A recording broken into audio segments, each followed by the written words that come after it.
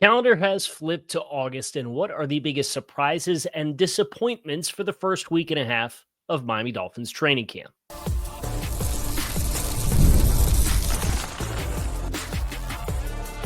You are Locked On Dolphins, your daily Miami Dolphins podcast, part of the Locked On Podcast Network, your team every day. All right, Miami, welcome to another episode of Locked On Dolphins. It is your team every day here on the Locked On Network. I'm your host, Kyle Krabs, a lifelong Miami Dolphins fan, host of Locked On Dolphins, co-host of Locked On NFL Scouting, author of Touchdown Miami on Substack, and NFL staff writer for A to Z Sports. Want to give a special welcome and shout out to our everydayers because it is your team every day. We don't just say it, we live it here on the Locked On Network. Today on the show, we're looking at the good, the bad, and the ugly. From the first week and a half, right? It's Friday, August 1st, going hot into the weekend. The Dolphins have two more practices. They had what sounded like a very competitive practice throughout the course of the day today. You're starting to see some separation season, and we kind of want to get into the good, the bad, and the ugly out of things that have stood out, things that I think are prominent storylines, whether that's position battles or 53-man roster outlook or individual player developments and mindsets and quotes and coaches, the whole nine.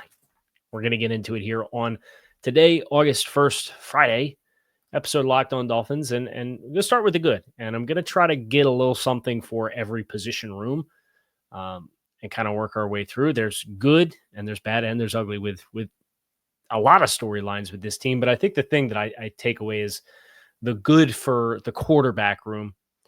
It's not the backup performance level. It's not Quinn Ewers kind of starting to flash a little bit more. It's not Tua Tagovailoa not throwing interceptions in 8 consecutive practices to start camp or whatever. It was the quote from me from Tua on Wednesday, in which he talked about how his assessment of whether or not he's had a successful practice is not defined by if he threw interceptions, if he threw incompletions. It's not a process-oriented thing because this is the time, or it is a process-oriented thing. It's not a results-oriented perception of practice because everybody's blowing up and gassing up Tua and throwing interceptions in practice. And I get it. Like, you want to have a highly tuned machine as far as the efficiency in which you're operating and the mastery of your offense and this and that and the other thing. But now's the time to figure out where your boundaries are at. Now's the time to get a feel and really work on. For Tua now, it's a little bit less about, can I get away with this throw in this timing? Can I get away with this placement? And it's a little bit more of, how quickly can I process and confirm processing post-snap to get to the right spot with the ball, right? And I think that being the thing for Tua Tagovailoa, in which he's gauging his successes not off of how many times the ball hit the ground, but on the finer details, I think is an elevation of where you want to be for everybody in training camp. So I think that's a good storyline as far as the offensive backfield. I think another good storyline for the offensive backfield is what Alexander Mattison has been able to do. When the chips are down and they're playing games for keeps, he's got a big enough body of work that we know what he is. But for him to be running inspired in the manner in which he is and having tapped into another gear with the pads coming on, that's the kind of physicality that you're looking for. Now, you could block for Alex to get 2 yards and he'll get you 4.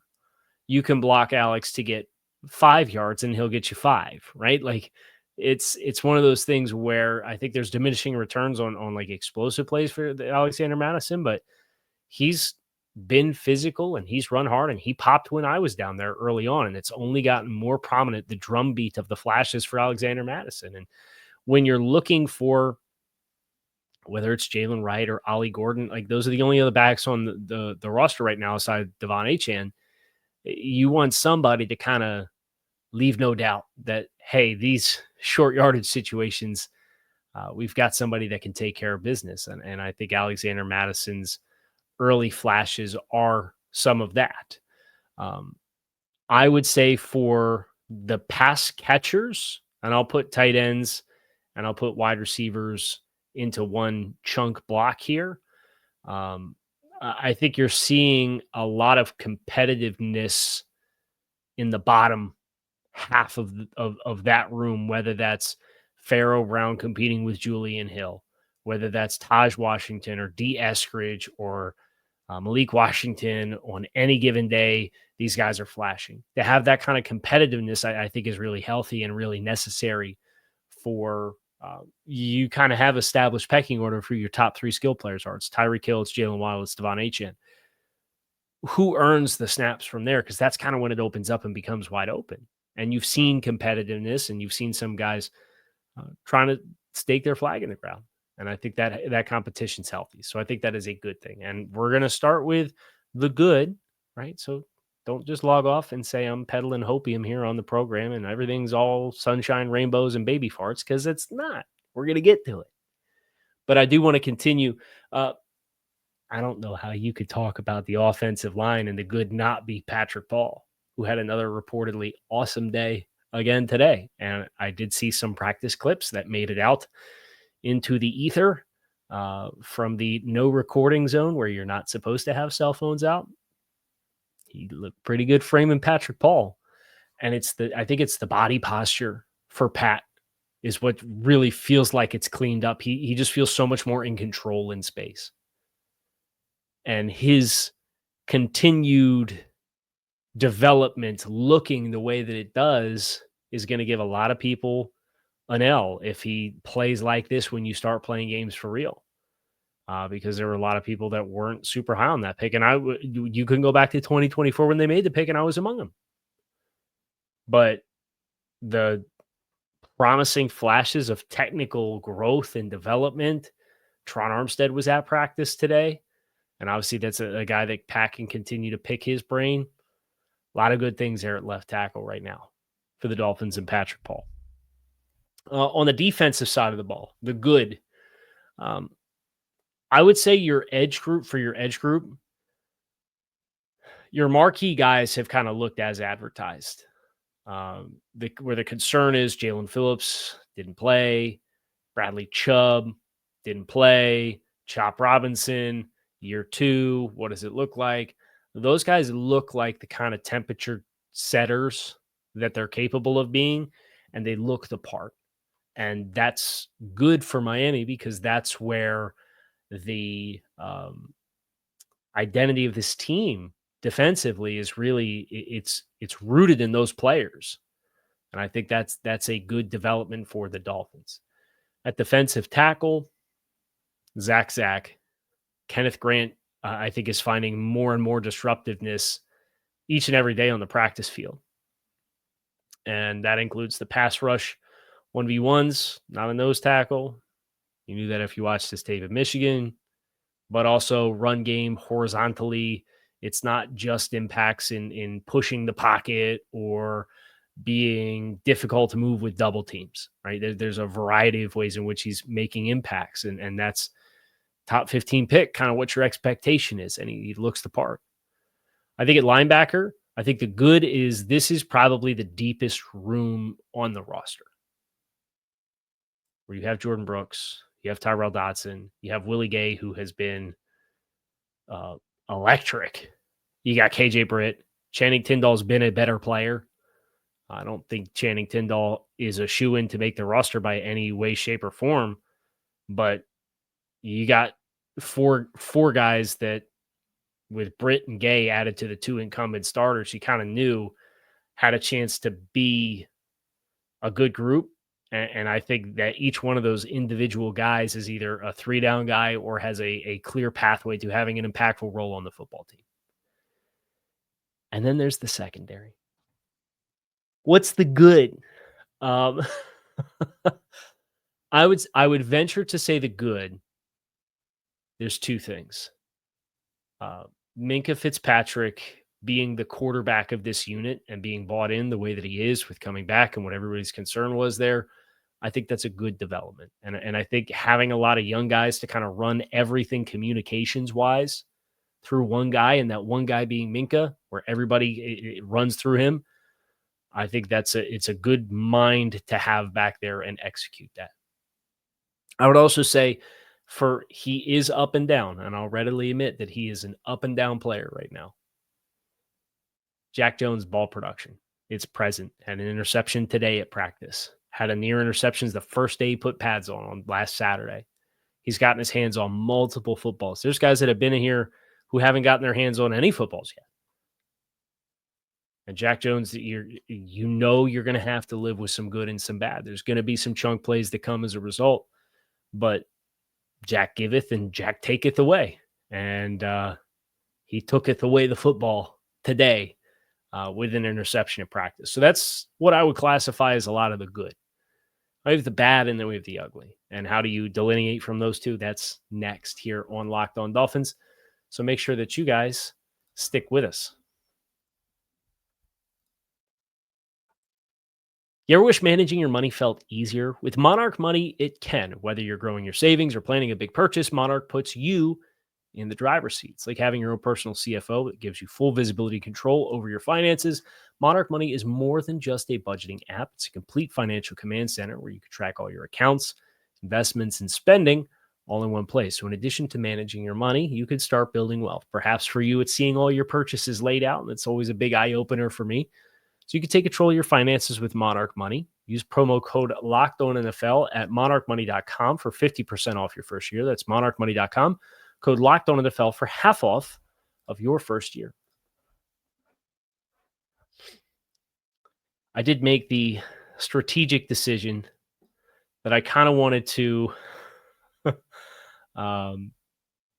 make sure I wasn't going to get sniped with a Friday afternoon news dump with whatever the show content was. So obviously I am sitting here keeping tabs of ESPN and NFL billion-dollar top media properties going to ESPN.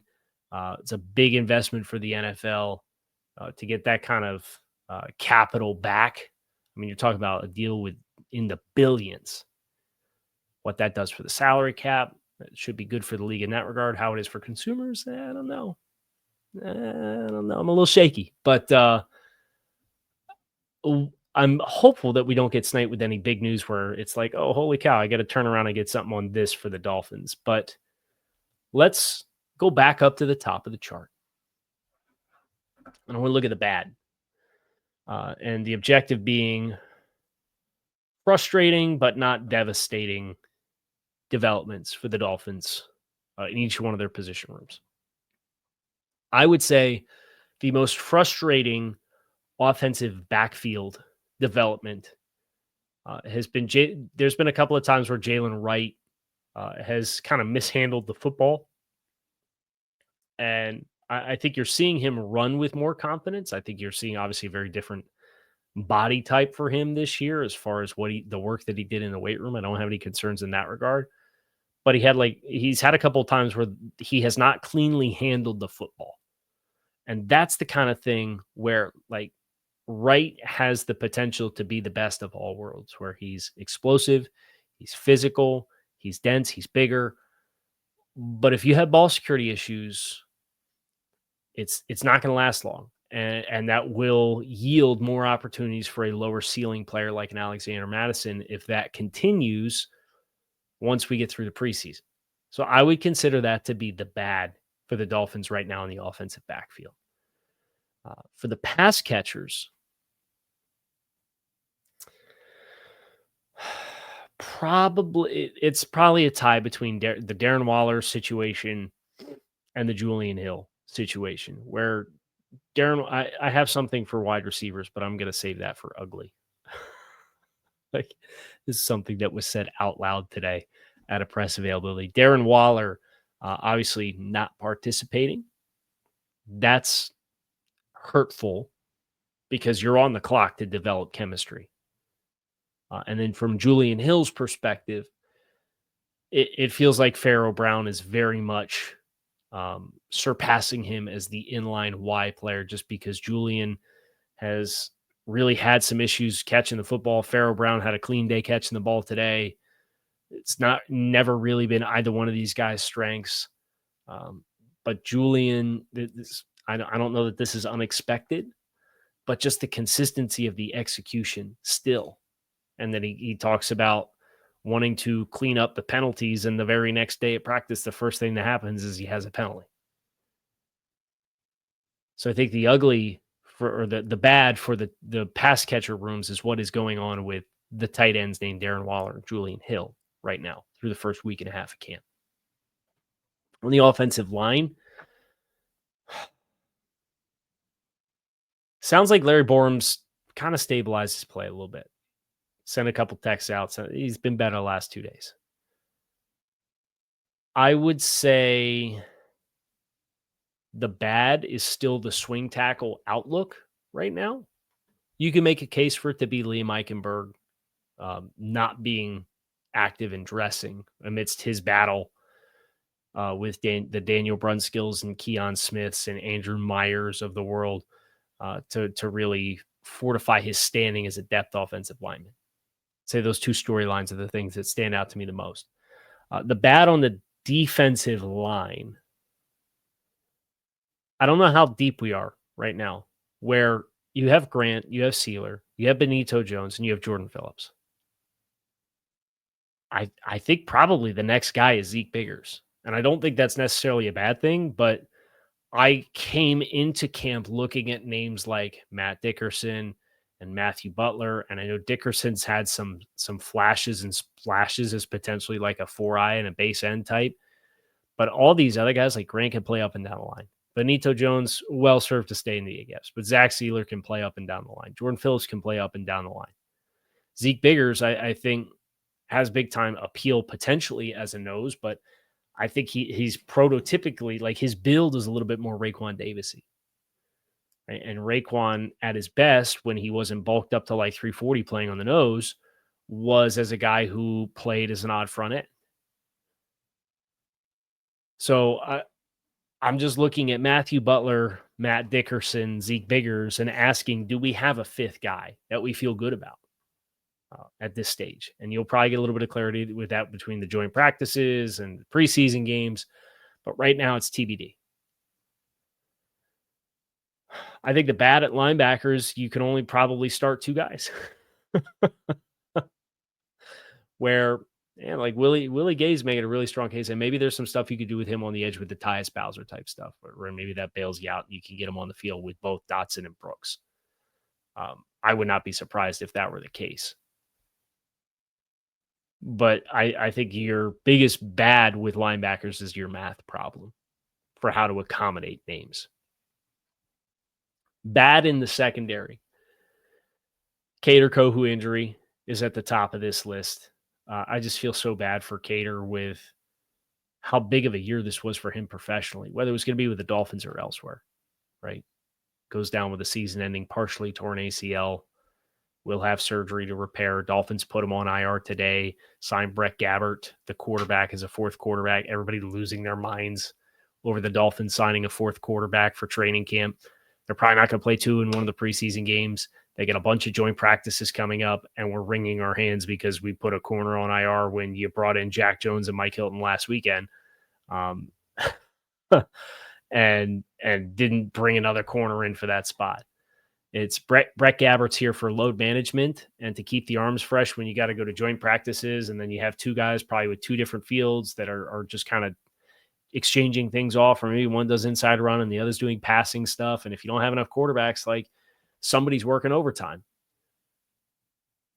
And between that and the preseason game of where Tua Tagovailoa potentially not playing in a preseason game, you don't want to have your backup quarterback and then your third string quarterback who you drafted each out there for a half a piece for a football game and run the risk of somebody getting hurt. When you have the fourth stringers out there, you don't want to have a 53-man roster quarterback out there. And you can also get some consistent evaluation for all those young guys.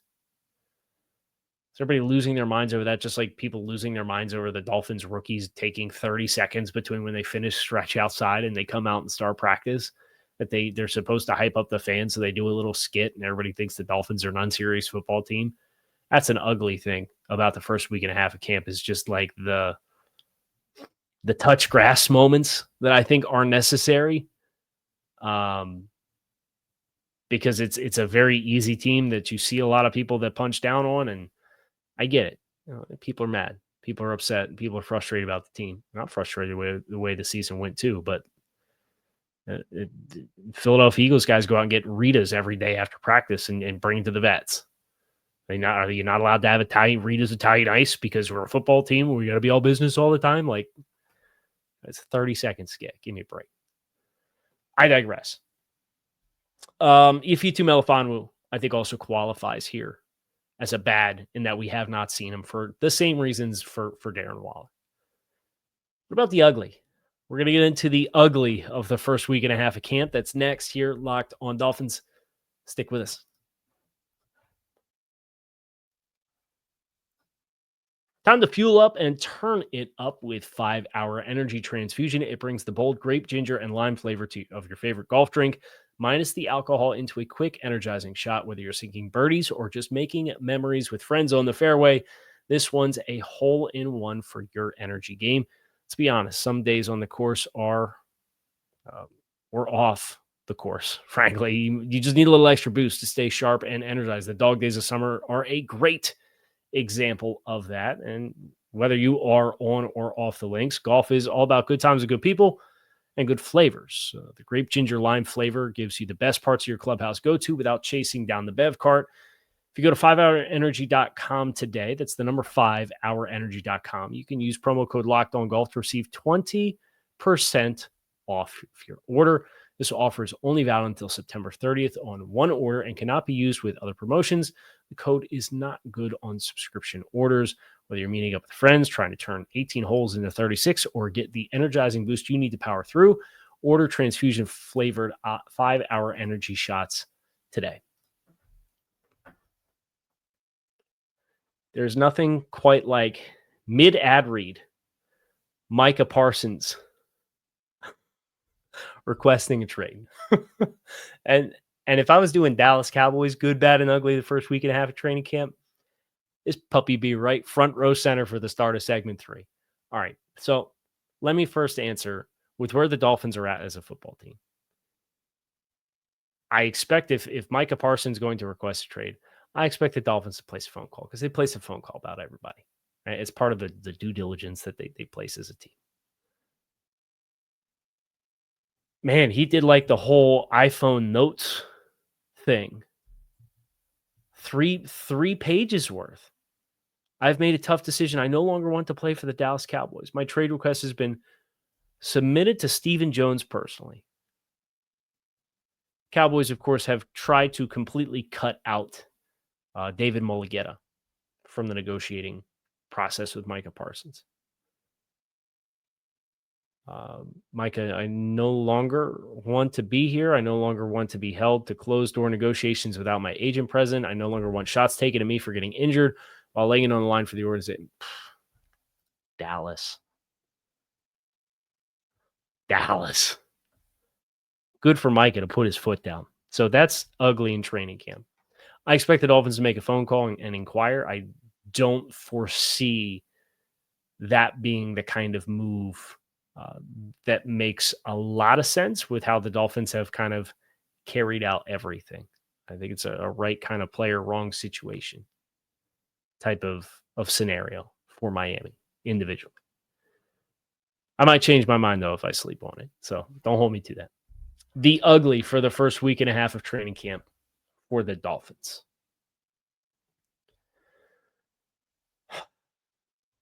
Tyreek Hill had a media availability, and Tyreek's trying. You could tell he's saying the right things, and you could tell, like, I do think he's taken some lessons from this offseason and the conversations and the way that the season ended last year and wanting to be here. And I genuinely feel like you can see that he is making an effort. But he said something today that just made my mind melt.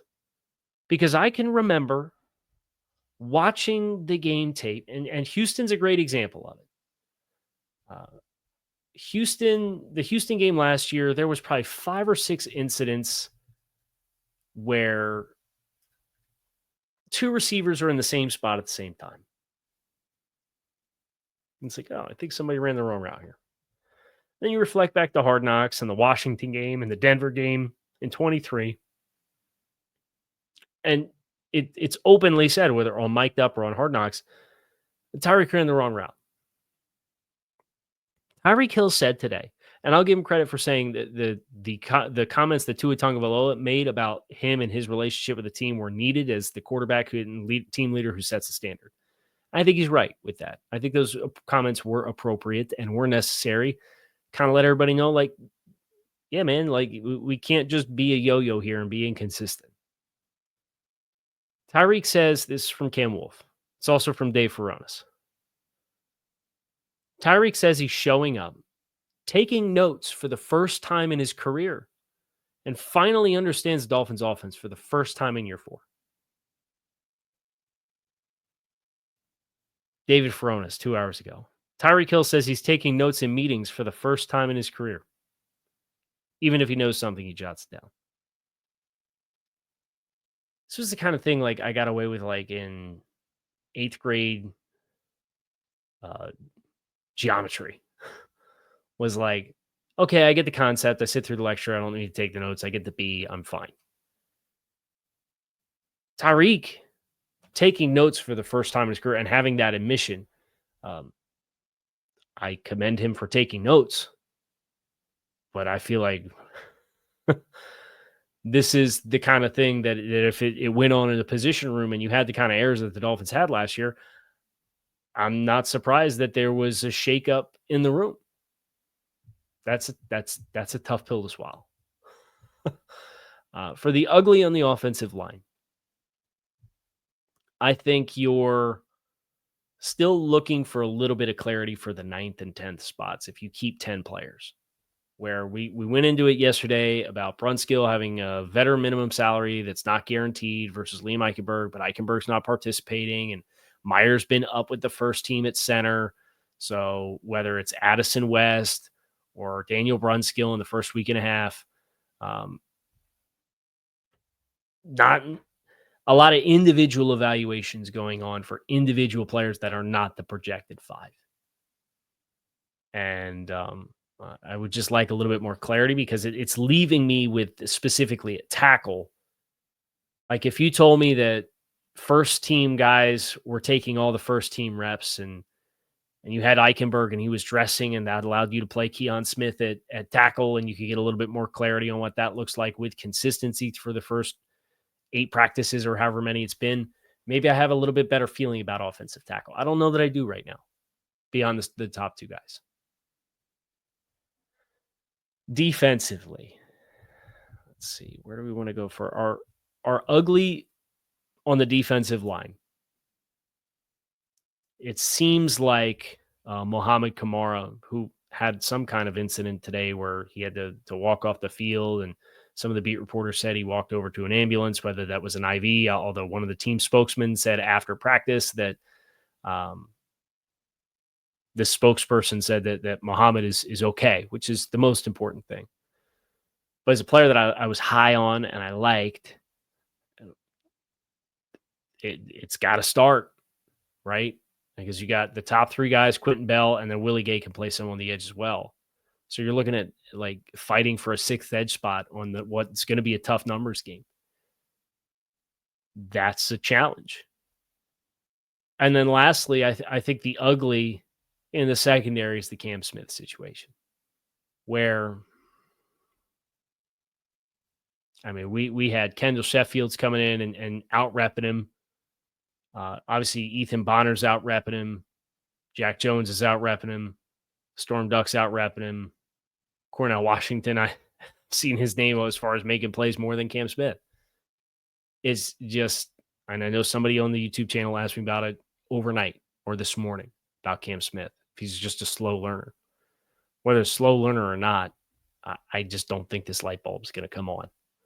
This was all out in front of us to take, and they have brought in 2 guys that are street free agents and a UDFA from last year in Storm Duck and a UDFA from the same year as you and Ethan Bonner and another street free agent in Kendall Shett. These guys have all just, they're just jumping in. It's like somebody new comes in and they're in front of Cam Smith right off the jump.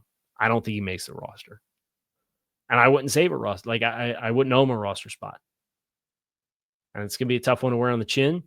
I think as a second-round pick, that's a tough pill to swallow. But if Pat Paul ends up being who we think he is and Jonas Savaiinaia is who we think he is, like, your second-round resume is doing okay, all things considered.